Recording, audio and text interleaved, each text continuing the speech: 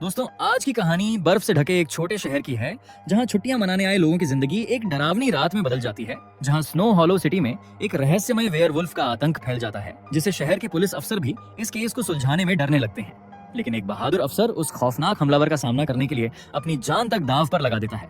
तो चलिए शुरू करते हैं ये रोमांचक कहानी। कहानी की शुरुआत बर्फ से ढकी ठंडी पहाड़ियों से होती है, जहां कपल पीजे और उसकी गर्लफ्रेंड ब्रियनी छुट्टियां मनाने आए थे। दिन भर उन्होंने स्नो से ढके खूबसूरत स्नो हॉलो टाउन की सैर की। फिर शाम होते ही वे दोनों पास के एक छोटे गर्माहट भरे बार में डिनर के लिए पहुंचे। टेबल पर बैठकर वे पूरे दिन की मस्ती याद करते हुए बातें कर रहे थे। तभी अचानक पीजे की नजर बार के कोने में पड़ी, जहां दो आदमी जोर जोर से बहस कर रहे थे। माहौल एकदम से तन गया। ब्रियनी थोड़ी घबरा गई, लेकिन पीजे को लगा कि ये सही मौका है ब्रियनी को इम्प्रेस करना, तो वो बेफिक्र होकर उस आदमी से झगड़ने लगा। तभी उस झगड़ालू आदमी के साथी ने उसे शांत कराया और दोनों वहां से चले गए। डिनर का माहौल अचानक अजीब और भारी हो गया। ब्रियनी ने नाराज होकर पीजे को डांटा। उसकी नाराजगी देखकर पीजे का गुस्सा उतर गया और उसने तुरंत सिर झुकाकर माफी मांग ली। डिनर के बाद दोनों अपने केबिन लौटे, जहां वे ठहरे हुए थे। खास बात ये थी कि आज पीजे ब्रियनी को शादी के लिए प्रपोज करने वाला था। इसी बीच पीजे अपनी प्रपोजल की तैयारियों में जुट गया, जबकि ब्रियनी केबिन से थोड़ी दूर जाकर पॉल नाम के शख्स का घर ढूंढ रही थी। पॉल इस इलाके में टैक्सीडर्मी करने वाला इकलौता आदमी था। टैक्सीडर्मी का मतलब होता है जानवरों की खाल निकालकर उनका स्टैचू बनाना, और मजेदार बात ये थी कि जिस कैबिन में वे ठहरे थे वो भी पॉल का ही था। ब्रियनी वापस लौटने के बाद दोनों बाहर गर्म पानी के टब में बैठे और एक दूसरे के साथ प्यार भरा लम्हा बिताए। कुछ देर बाद पीजे अंदर गर्म पानी से नहाने गया और वहीं ब्रियनी अभी भी बाहर बैठी थी। तभी उसने अचानक भेड़िए जैसी डरावनी आवाज सुनी। उसने चारों तरफ देखा और जो उसने देखा उसे देखकर वो डर के मारे जम सी गई। उसी समय पीजे ने भी वही अजीब आवाज सुनी। वो बाथरूम से बाहर निकला और ब्रियनी को पुकारने लगा, लेकिन सामने से कोई जवाब नहीं आया। जब वो केबिन से बाहर गया तो जो नजारा उसके सामने था उसे देखकर पीजे की पांव तले जमीन खिसक गई। सामने ब्रियनी की लाश बुरी तरह फटी पड़ी थी और पास ही किसी बड़े जानवर के विशाल पंजे के निशान भी साफ दिखाई दे रहे थे। अगले दिन हम जॉन नाम के एक पुलिस वाले को देखते हैं। जॉन पिछले 3 साल से शराब की लत से जूझ रहा था। पहले वो हर काम शराब पीकर ही करता था, लेकिन जब से उसने रिहैबिलिटेशन सेंटर ज्वाइन किया, उसने शराब पूरी तरह छोड़ दी थी। हालांकि शराब छोड़ने के बाद भी वो अक्सर गुस्से में रहता और छोटी छोटी बातों पर जल्दी चिढ़ जाता। इसी गुस्से और बुरी आदतों की वजह से उसका तलाक हो चुका था और अब वो अपनी बेटी जेना के साथ रह रहा था। लेकिन जेना भी जॉन के साथ ज्यादा खुश नहीं थी। वो जल्द ही अपने नए कॉलेज में शिफ्ट होने वाली थी। तभी जॉन का फोन बजा। अफसर ने तुरंत उसे एक क्राइम सीन पर बुलाया। जॉन जैसे ही क्राइम सीन पर पहुंचा, उसने देखा कि वहां उसके पिता हेडली, जो स्नो हॉलो सिटी के पुलिस चीफ थे, वहां मौजूद थे। साथ ही कई अन्य पुलिस अफसर भी इकट्ठा थे और उसकी पार्टनर जूलिया भी वहीं खड़ी थी। इतने सारे पुलिस अफसरों को देखकर जॉन समझ गया कि वहां जरूर कुछ बड़ा हुआ है। जल्दी ही उसे पता चला कि ब्रियनी की बॉडी के कुछ हिस्से गायब थे, जिसमें उसका प्राइवेट पार्ट भी शामिल था। अगर ये बात बाहर चली जाती तो पूरे शहर में हंगामा मच जाता, लेकिन पुलिस ऐसा नहीं चाहती थी। स्नो हॉलो सिटी में हॉलिडे सीजन शुरू होने वाला था, जो इस शहर की मुख्य आमदनी का स्रोत था। अगर लोग इस घटना के बारे में जान जाते तो टाउन में कोई भी आने की हिम्मत नहीं करता। इसलिए पुलिस ने फैसला किया कि इस बात को पब्लिक से छुपाया जाएगा।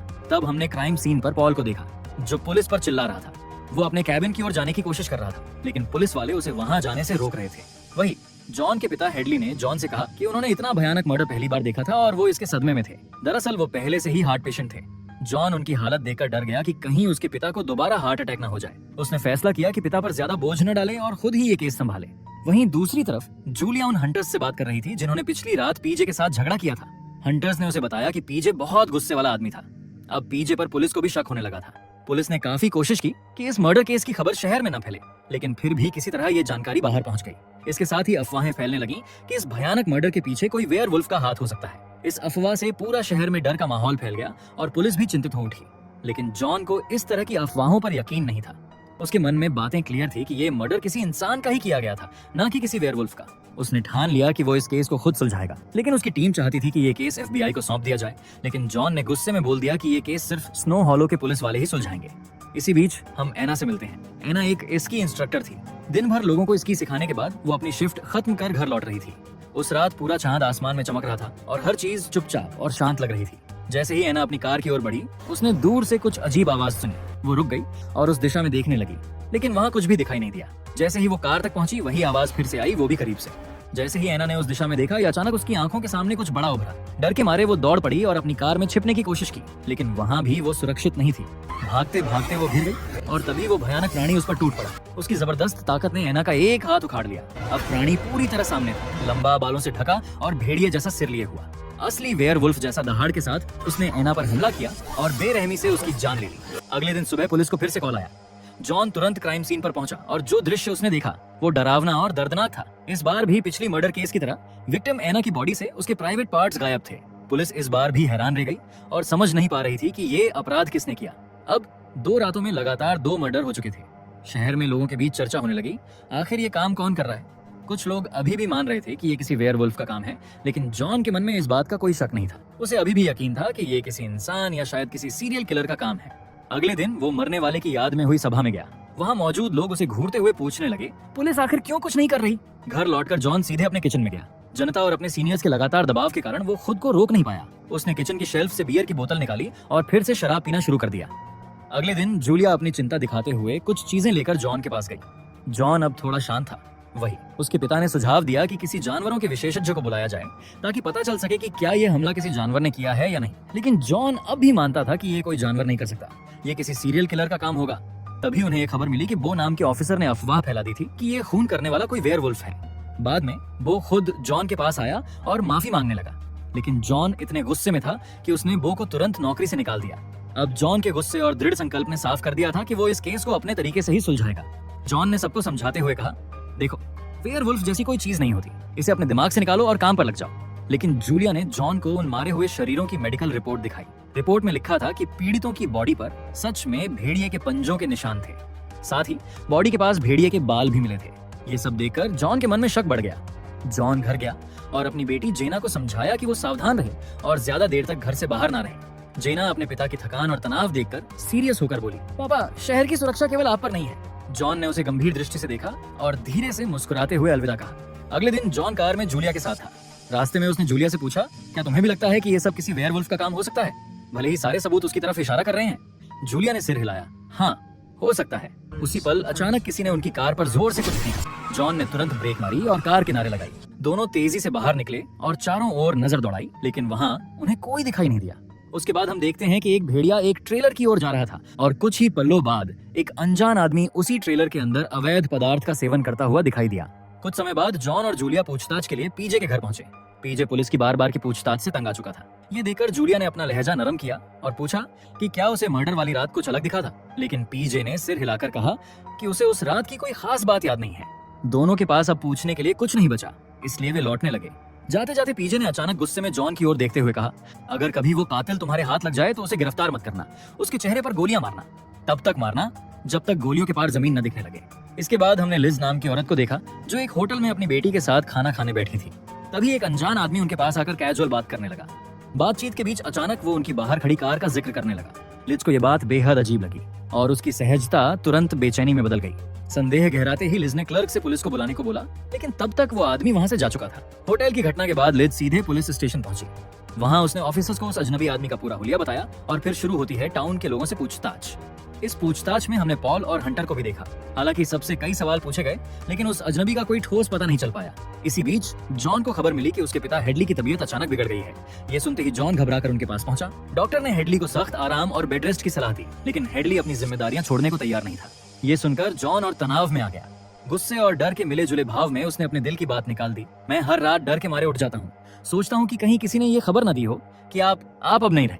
उसने अपने पिता से रिक्वेस्ट की, प्लीज अब इस केस को छोड़ दीजिए और आराम कीजिए। लेकिन हेडली ने शांत स्वर में पर पूरी दृढ़ता से कहा कि वो पीछे हटने वाले नहीं हैं। दूसरी ओर लिज अपनी बेटी के साथ घर लौट रही थी और आज भी रात का पूरा चांद आसमान में चमक रहा था। तभी अचानक रास्ते में एक हिरन कार के सामने गिर पड़ा।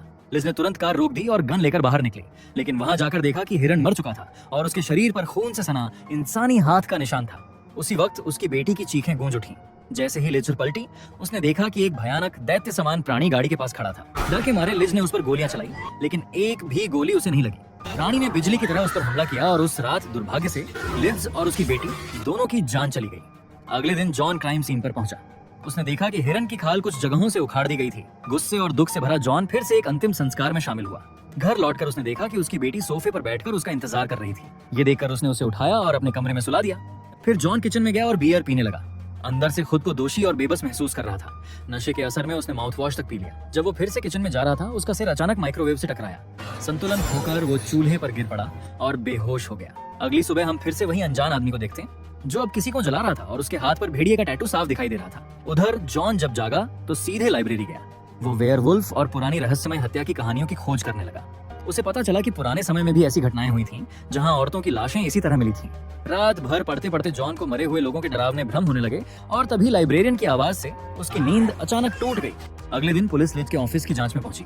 वहां उन्हें पता चला कि जिस अजनबी आदमी ने लिज से मुलाकात की थी उसने उसे फोन भी किया था। उसकी बातों से साफ लग रहा था कि वो लिज में दिलचस्पी रखता था। पुलिस ने उस कॉल को ट्रेस किया और उस नंबर के जरिए उस फोन तक पहुंची जहां से कॉल की गई थी। लेकिन जब पता चला कि वो एक पब्लिक फोन था तो पूरी उम्मीद पर पानी फिर गया, जैसे किसी ने बड़ी चालाकी से हर सुराग को मिटा दिया हो। कातिल की कोई पहचान न मिल पाने और बढ़ते डर के माहौल के कारण अब पूरे टाउन में कर्फ्यू लगा दिया गया। पुलिस वालों को आदेश मिला कि वे पूरी स्नो हॉलो में रात भर राउंड लगाएं और हर कोने पर नजर रखें। शेरिफ हेडली ने टीम को समझाया, आज रात पूरा चांद है, कातिल जरूर बाहर निकलेगा, सब लोग सावधान रहना। टीम के रवाना होने के बाद अचानक हेडली की तबीयत बिगड़ने लगी। जॉन ने तुरंत डॉक्टर बुलाने की बात की, लेकिन शेरिफ ने हाथ उठाकर कहा, मैं ठीक हूँ, मैं तुम्हारे साथ चलूंगा। जॉन ने गंभीर स्वर में कहा, पापा आपकी सेहत खराब है, इतना खतरा मत लीजिए। काफी मनाने के बाद आखिर में हेडली मान गया और जॉन को अकेले जाने दिया। जाते जाते जॉन ने पुलिस के ऑफिसर को निर्देश दिया, शेरिफ के लिए एम्बुलेंस बुला देना एहतियात के लिए। फिर वो कातिल की तलाश में निकल पड़ा। उधर जॉन की बेटी जेना अपनी उम्र की कई लापरवाह लड़कियों की तरह अपने बॉयफ्रेंड से वीडियो कॉल पर बातें कर रही थी। अकेलापन और रोमांच उसे थोड़ा बेफिक्र कर रहा था, इसलिए उसने बॉयफ्रेंड को घर बुला लिया। बॉयफ्रेंड आया और दोनों उसकी कार में बैठकर हंसते बतियाते एक दूसरे के करीब आने लगे। तभी जेना की नजर सामने पड़ी। एक बुजुर्ग औरत फोन पर बात करते हुए उन्हें देख रही थी।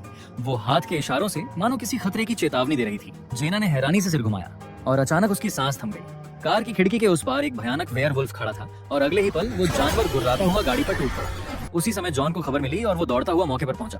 उसने गोलियां चलाई और समय रहते जेना को बचा लिया। क्रीचर अंधेरे में भाग गया, लेकिन जेना घायल हो गई, जबकि उसका बॉयफ्रेंड डर के मारे वहां से भाग चुका था। गुस्से और घबराहट में जॉन ने बेटी पर चिल्लाते हुए कहा, तुम घर पर क्यों नहीं थी? जेना ने भी आंखों में आंसू लिए जवाब दिया, क्योंकि आप कभी मेरे पास होते ही नहीं। उसका खून बह रहा था। उसने धीमी आवाज में कहा कि उसे अस्पताल ले चलो। जॉन ने उसे गाड़ी में बिठाया। तभी पीछे गोलियों की आवाज गूंजी, लेकिन साथ ही पुलिस वालों की मदद करने के बजाय उसने पहले अपनी बेटी को अस्पताल पहुंचाने का फैसला किया। कुछ देर बाद जूलिया बाकी पुलिस टीम के साथ उस जगह पहुंची और वहां उन्हें एक पुलिस ऑफिसर को मृत पाया। अस्पताल में जॉन अपनी बेटी और पिता दोनों की देखरेख में लगा रहा। वहीं उसने जेना के फोन पर नजर डाली तो उसके बॉयफ्रेंड के साथ उसकी बेकार और लापरवाह चैट्स देखकर उसका गुस्सा फट पड़ा। गुस्से में भरे जॉन ने तुरंत बॉयफ्रेंड के घर का रुख किया। दरवाजा खोलते ही वो सीधे कमरे में घुसा और बॉयफ्रेंड को पकड़कर पीटने लगा। चिल्लाहट सुनकर बॉयफ्रेंड की मां दौड़ी और बेटे को बचाने के लिए जॉन की आंखों में पेपर स्प्रे मार दिया। आंखों में तेज जलन के बीच जॉन लड़खड़ाते हुए रसोई में पहुंचा। फ्रिज से दूध निकाला और चेहरे पर डालकर जलन को कुछ कम किया और फिर अस्पताल वापस पहुंचा, जहां जूलिया पहले से मौजूद थी। लेकिन वहां पहुंचते ही उसे एक और दुखद खबर मिली। उसके पिता हेडली का निधन हो गया था। पिता की मौत की खबर ने जॉन को अंदर तक तोड़ दिया। वो फिर से शराब की लत में डूब गया, खुद को दुनिया से कटता हुआ महसूस करने लगा। जब जेना घर लौटी तो उसने अपने पिता को नशे में और गंदे हाल में पाया। वो सहारा देते हुए जॉन को कमरे तक ले गई। कमरे में जॉन अपने पिता की याद में टूट गया और रो पड़ा। इसी बीच रहस्यमय आदमी, जिसके हाथ पर भेड़िए का टैटू था, कहीं अंधेरी जगह पर दिखाई दिया। उसने खुद को कुछ इंजेक्ट किया और कुछ ही समय में वो वहीं गिरकर मर गया। अगली सुबह जूलिया ने जॉन को खबर दी कि उन्हें एक संदिग्ध लाश मिली है, जिसकी शक्ल सूरत लिज के बताए हुलिये से मेल खाती है। वो लाश पोस्टमार्टम के लिए भेजी गई। रिपोर्ट देखकर डॉक्टर ने कहा, यही कातिल है। फिर मजाक में बोला, ये केस तो इतना आसान था कि तुम्हारी बेटी भी इसे सुलझा सकती थी। ये सुनते ही जॉन का गुस्सा फट पड़ा। गुस्से और निराशा में उसने तुरंत डॉक्टर को नौकरी से निकाल दिया। फिर जूलिया जॉन को घर छोड़ने गई। कार में चलते हुए जॉन ने बोला, आज मेरी वेडिंग एनिवर्सरी है और लगता है जैसे मेरी जिंदगी अब बस मुश्किलों में उलझ गई है। जूलिया ने सीरियस होकर उसकी ओर देखा और कहा, अगर तुम सच में अपने पिता जैसा बनना चाहते हो तो खुद को उनकी तरह साबित करो और जरूरी चीजों की फिक्र करना सीखो। अब केस क्लोज हो चुका था, इसलिए वो टाउन में घूमकर सभी सबूत वापस कर रहा था। लेकिन हर जगह लोग उसकी तारीफ नहीं कर रहे थे, बल्कि सब उसे नापसंद कर रहे थे। इसी बीच जूलिया को पीजे का फोन आया। पीजे ने बताया कि ब्रेनी की वापस की गई चीजों में एक पुरानी बड़ी सुई जैसी चीज मिली है जो उसकी नहीं थी। जूलिया को लगा कि वे लोग कोई इंपॉर्टेंट सुराग मिस कर गए हैं और उसने तुरंत फोन काटकर वहां से चली गई। इस बीच जॉन पॉल के घर सबूत लौटाने गया। पॉल ने उसे अंदर आने को कहा और जॉन भी अंदर चला गया। पॉल ने उसे कॉफी ऑफर की और केस के बारे में पूछा। जॉन ने कहा कि असली कातिल की लाश मिल गई है और केस अब पूरी तरह क्लोज हो गया है। इसके बाद जॉन वहां से निकलने लगा, लेकिन अचानक उसे कुछ अजीब सा लगा। उसे पॉल पर शक हुआ। वो वापस लौटा और उसने पॉल को सीधे खड़े रहने को बोला। पॉल पहले हिचकिचाया, फिर धीरे धीरे खड़ा हुआ। उसे देख के जॉन हैरान रह गया। पॉल की लंबाई 2 मीटर से ज्यादा थी, ठीक लेज के दिए गए बयान जैसा। लेकिन तभी पॉल ने अचानक दरवाजा बंद कर दिया। जॉन को अब पूरी तरह यकीन हो गया, यही वही कातिल था जिसने सभी को मारा था। उसने तुरंत बैकअप कॉल करने की कोशिश की, लेकिन बैकअप आने में देर होती, इसलिए जॉन ने ठान लिया कि वो अकेले ही आगे बढ़ेगा। जॉन ने साहस जुटाया और दरवाजा तोड़ दिया। घर के अंदर वो धीरे धीरे पॉल की तलाश में आगे बढ़ा और एक कमरे में पहुंचा। वहां उसने देखा भेड़िए की खाल का बना कॉस्ट्यूम पड़ी थी और आसपास काटने के औजार बिखरे हुए थे। अचानक पॉल पीछे से झपट पड़ा। उसने जॉन को उठाकर जमीन पर पटक दिया और फिर चाकू मारकर उसे बेसहारा कराया। तभी पुलिस वाले वहां पहुंच गए। ये देखकर पॉल घबरा गया और कमरे से भाग निकला। जॉन ने अपनी हिम्मत जुटाई, बंदूक उठाई और उसका पीछा करने लगा, लेकिन पॉल ने जॉन पर फिर से हमला किया और उसी समय जॉन को सच्चाई का पता चला। पॉल असल में कोई वेयरवुल्फ नहीं था, वो सिर्फ भेड़िए जैसी खाल पहनकर लोगों को डराता और मारता था। पॉल भाग खड़ा हुआ और जॉन घायल होने के बावजूद उसका पीछा करता रहा। वो पॉल को पकड़ने में सफल हुआ, लेकिन पॉल की ताकत इतनी जबरदस्त थी कि उसने फिर से जॉन को नीचे पटक दिया और कई जोरदार मुक्के मारे। जॉन अब पूरी तरह बेहोश होने ही वाला था कि तभी जूलिया सही समय पर पहुंच गई और पॉल पर गोली चलाकर उसे रोक दिया। जॉन ने दर्द और थकान के बावजूद खुद को संभाला। उसने पिस्टल निकालकर सारी गोलियां पॉल पर चला दी, जैसे उसने पहले सोचा था। इस तरह आखिरकार केस क्लोज हो गया और जॉन को भी सुकून मिल गया। सारी अफवाहों और शक के बावजूद वो सच पर कायम रहा और इसे साबित भी कर दिखाया। अब सीन बदलता है। कुछ महीने बाद दिखाया गया कि जेना अपने नए कॉलेज में पहुंच गई थी। उसे छोड़ने जूलिया और जॉन आए थे और वहीं जूलिया अब स्नो हॉलो सिटी की नई शेरिफ बन चुकी थी। जेना ने जूलिया से मिलकर अलविदा कहा और फिर अपने नए सफर की ओर बढ़ गई। जॉन, जो अब पूरी तरह ठीक हो गया था, अपनी बेटी को गले लगाकर अलविदा कहा और यूनिवर्सिटी से लौटकर अपनी जिंदगी में आगे बढ़ गया। और इसी के साथ ये मूवी यही खत्म होती है। अगर आपको एक्सप्लेनेशन अच्छा लगा हो तो वीडियो को लाइक और कमेंट जरूर करें। ऐसी ही और मजेदार और अनोखी कहानियों के लिए चैनल को सब्सक्राइब करना ना भूलें।